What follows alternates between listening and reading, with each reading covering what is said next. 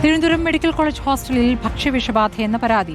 ഭക്ഷ്യവിഷബാധയേറ്റ nursing ഹോസ്റ്റലിൽ 25ഓളം വിദ്യാർത്ഥികൾ ആശുപത്രിയിൽ ചികിത്സ തേടി. സ്വാന്തന സാജു വിവരങ്ങളുമായി. സ്വാന്തന, എപ്പോഴാണ് വിദ്യാർത്ഥികൾ ആശുപത്രിയിലായിരിക്കുന്നത്? എന്താണ് ഇപ്പോൾ പറയുന്നത്? ഹോസ്റ്റലിൽ നിന്ന് തന്നെയാണോ?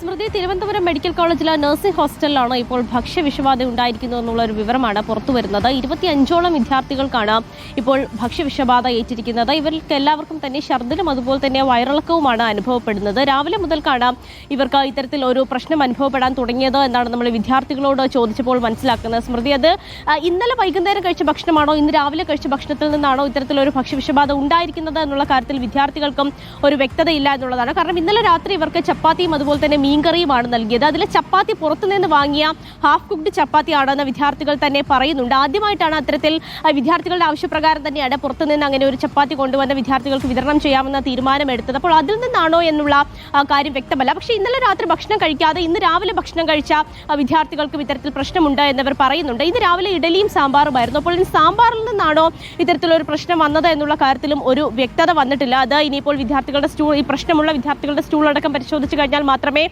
ഏത് ഭക്ഷണത്തിൽ നിന്നാണ് ഇത്തരത്തിലൊരു പ്രശ്നം വന്നത് എന്ന് മനസ്സിലാക്കാൻ നൽകിയത്.